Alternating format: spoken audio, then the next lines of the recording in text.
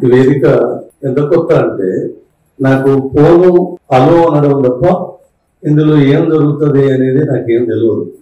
మొన్న ఇలానే షికాకు వచ్చి 2 ఫోన్లు పలుకొట్టిన మొన్న ఐఫోన్ కూడా ఎవడో కాల్ చేసి, ఇప్పుడు మీకు ఏదో రూపేనా సహకరిస్తున్న అశోక్ను ఇప్పుడు ఒక మాట నచ్చినప్పుడు నువ్వే పోస్ట్ పెడితే ఆ పోస్ట్ పెట్టదు నాకు ఎందుకు అనంటే ఆ మాట వింటున్నప్పుడు కష్టం కలుగుతుంది. నాకు తెలుగు తప్ప ఇంకేం భాష రాదు, పనికి మాలిన భాషలో పెడతారు.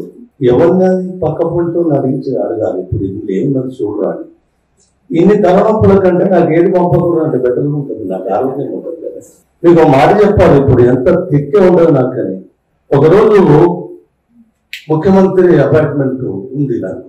ఎప్పుడు అయోధ్య రెడ్డి చెప్తాడు, ఇది అవసరం లేదు ఇక్కడ, కానీ చెప్పే సందర్భం ఉంది కాబట్టి చెప్తున్నాను. 11 గంటలకు నాకు మెసేజ్ వచ్చినాను. ఎప్పుడు అయోధ్యని చెప్తాను నాకు.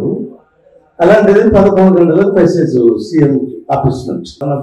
నేను మాట్లాడుతున్నా, ఏమో నన్ను పట్టించుకోవాలి, ఒక ఫోన్ వస్తుంది.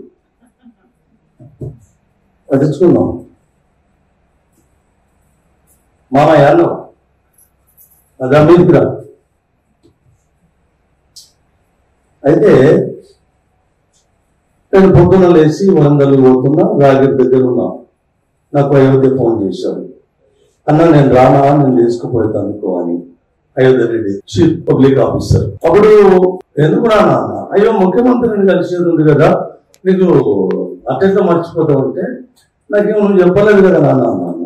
నీకు మెసేజ్ పంపలేదా అంటే, నీకు తలకాయ ఉంటే ఫోన్ పెట్టే అని చెప్పేసి. ఎవరా నేను ఇంగ్లీష్ చదువుతున్నాను నేను, మరి ఇప్పుడు ముఖ్యమంత్రి కలిసి రావా, ప్రధానమంత్రి వచ్చిన రామ్ పెట్టేపా దానికి మారినకు.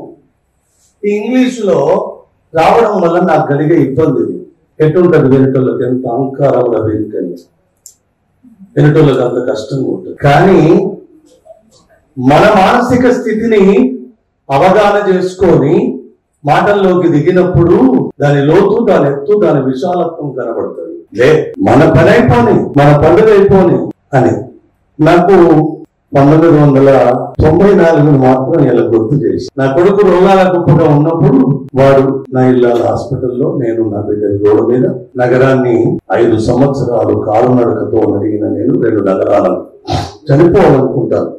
అది వీళ్ళు ఎందుకు గుర్తు చేస్తున్నా అనేది నా కోసం చెప్పుకోవడానికి కాదు. ఇలా ఒక్కొక్క కొత్త పుస్తకము ఆవిష్కరిస్తున్నప్పుడు వాళ్ళ సంబరాలు చూసినప్పుడు నాకు చాలా సంతోషం వేసింది.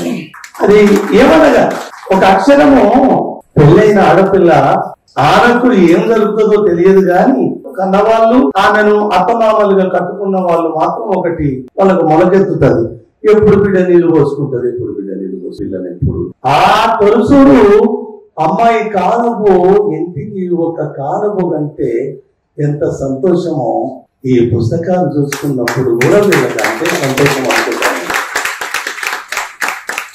చాలా గొప్ప సంతోషం. ఒక పుస్తకం వేసుకోవడానికి మీరు మాట్లాడుతున్నారు